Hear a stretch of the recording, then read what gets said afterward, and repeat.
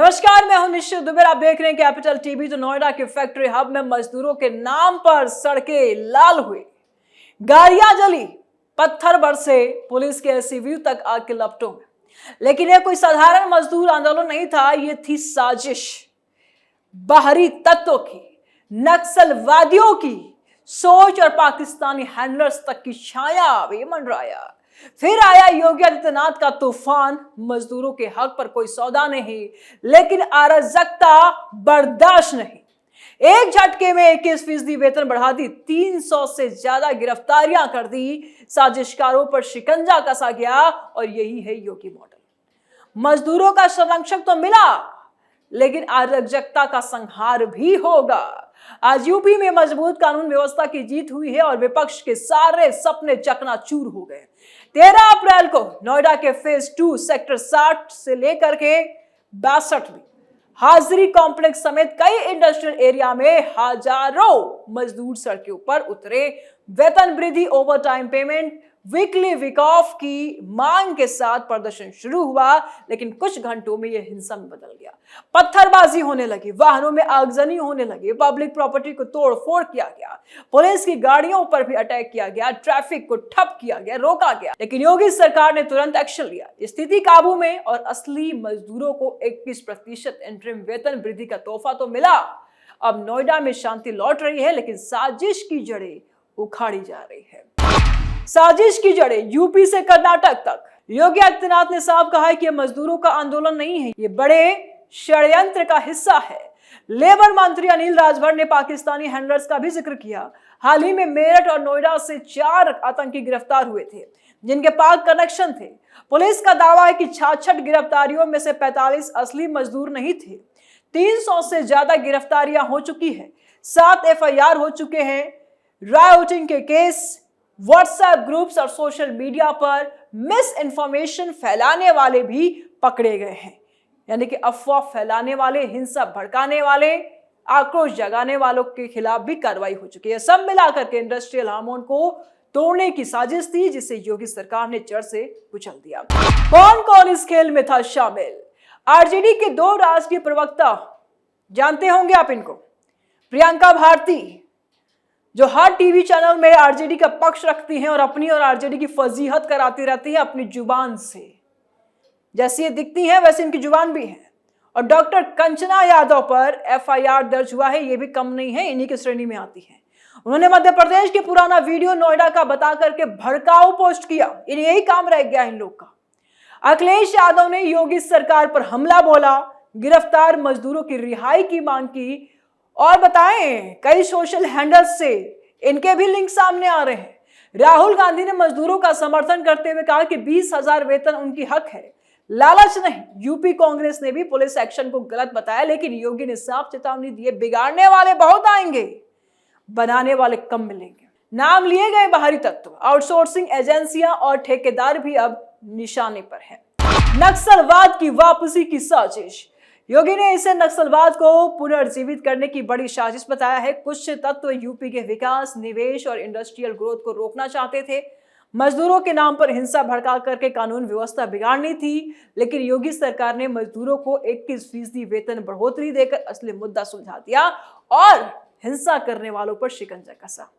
Grievance redressal cell, dormitory health insurance, बच्चों की पढ़ाई, सब कुछ सुनिश्चित करने के आदेश दिए हैं। मजदूर खुश हैं, साजिशकार जेल में हैं। कर्नाटक, तेलंगाना से भी लिंक सामने आए हैं। कांग्रेस शासित कर्नाटक और तेलंगाना जैसे राज्यों से भी राहुल गांधी और सुप्रिया श्रीनेत जैसे नेता नोएडा हिंसा को हवा दे रहे थे। हालांकि ऐसे सूत्रों का कहना है, हम तो दावे नहीं करते हैं, ये वही ताकतें हैं जो यूपी के विकास मॉडल को निशाना बना रही हैं। योगी सरकार का कहना है कि यह प्रयोग आज नोएडा, कल दूसरे राज्यों में, लेकिन यूपी पुलिस और प्रशासन ने इसे रोक लिया है। कोई बाहरी राजनीतिक दखल यूपी की मजबूत कानून व्यवस्था के आगे टिक नहीं पाएगा। पार्टियों पर होगी कार्रवाई। आरजेडी प्रवक्ता पर साइबर थाने में FIR दर्ज की गई है। मिसलीडिंग वीडियो शेयर कर तनाव फैलाने के आरोप है इनके ऊपर। SP और कांग्रेस यानी कि समाजवादी पार्टी और कांग्रेस पर भी सख्त नजर है। अखिलेश और राहुल गांधी के बयानों की जांच हो रही है और कांग्रेस के 2 हैंडलर्स को भी गिरफ्तार किया गया है। योगी ने साफ निर्देश दिए हैं कि जो भड़काएगा उसकी फोटो सार्वजनिक की जाएगी। आउटसोर्सिंग एजेंसियों और ठेकेदारों पर ब्लैक लिस्टिंग की चेतावनी है।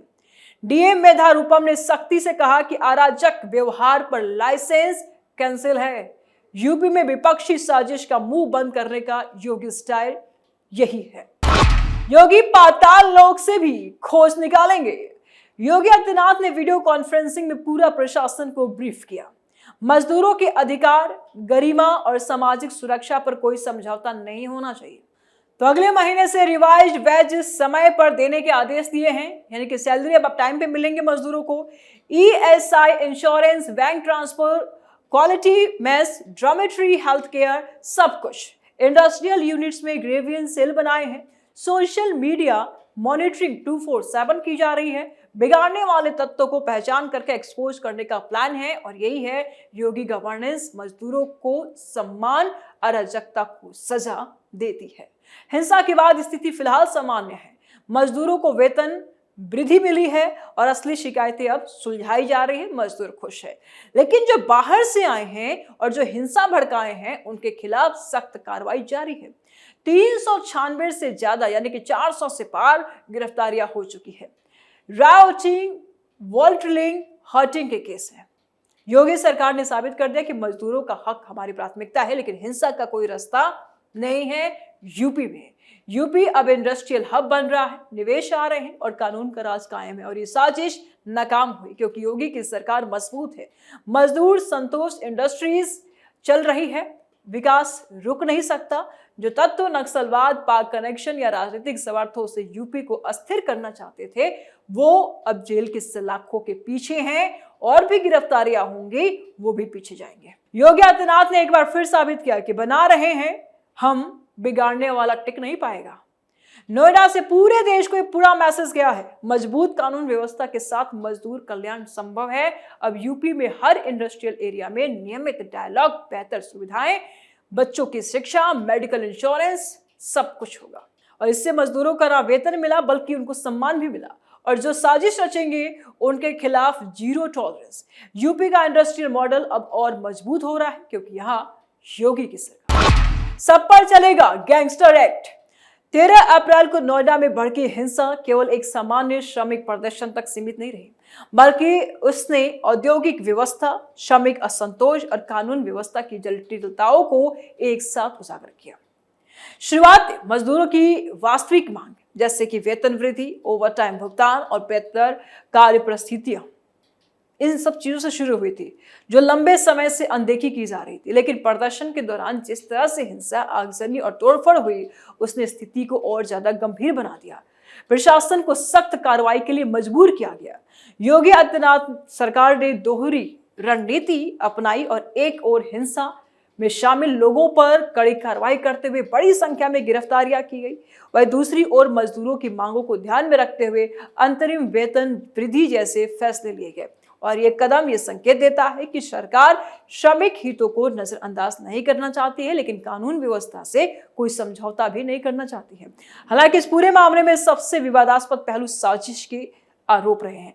कुछ सरकारी बयानों में बाहरी तत्व, संगठित नेटवर्क, यहां तक कि अंतर्राष्ट्रीय कनेक्शन की भी बातें कही गई है। लेकिन इन दावों की पुष्टि के लिए ठोस और सार्वजनिक प्रमाण फिलहाल अभी तक सामने नहीं आए हैं। लेकिन दावे ये भी किए जा रहे हैं कि कई सारे 17 से अधिक सोशल मीडिया हैंडल्स पाए गए हैं। इस पर राजनीतिक प्रतिक्रियाएं भी सामने आई है। इस घटना का अहम हिस्सा रही हैं। विपक्षी दलों ने जहां इसे मजदूरों के अधिकारों और प्रशासनिक विफलताओं का मुद्दा बताया, तो वही सरकार ने इसे कानून व्यवस्था और संभावित साजिश के नजरिए से देखा है। इस टकराव ने स्पष्ट कर दिया कि श्रमिक आंदोलन को लेकर राजनीतिक दृष्टिकोण कितने अलग अलग हो सकते हैं। नोएडा की घटना एक महत्वपूर्ण सबक देती है। तेजी से हो रहे औद्योगिक विकास के साथ श्रमिकों की समस्याओं का समाधान भी होना चाहिए समय पे। पारदर्शी संवाद और बेहतर कार्य परिस्थितियां सुनिश्चित करना बेहद जरूरी है। यदि इन पहलुओं की अनदेखी की जाती है तो असंतोष बढ़कर बड़े सामाजिक और आर्थिक संकट के रूप ले सकता है। और साथ ही किसी भी प्रकार की हिंसा या अराजकता को सख्ती से रोकना भी उतना ही आवश्यक है। अब विपक्ष जिस तरीके से अपनी दाल गलाने की कोशिश कर रही है, इन प्रदर्शनकारियों के कंधे पर रख करके, उनका दाल अब यहाँ गलने वाला नहीं है। ये कहा जा सकता है कि इस पूरे घटनाक्रम में संतुलित दृष्टिकोण ही सबसे जरूरी है। जहां एक ओर मजदूरों के अधिकारों की रक्षा हो, वहीं दूसरी ओर कानून व्यवस्था और सामाजिक स्थिरता भी कायम रहे। और यही संतुलन भविष्य में ऐसी घटनाओं को रोकने और एक मजबूत औद्योगिक वातावरण बनाने की कुंजी साबित होती है। कमेंट बॉक्स में अपनी राय आप जरूर दें। जल्द मिलते हैं नए अपडेट के साथ। दीजिए इजाजत। नमस्कार।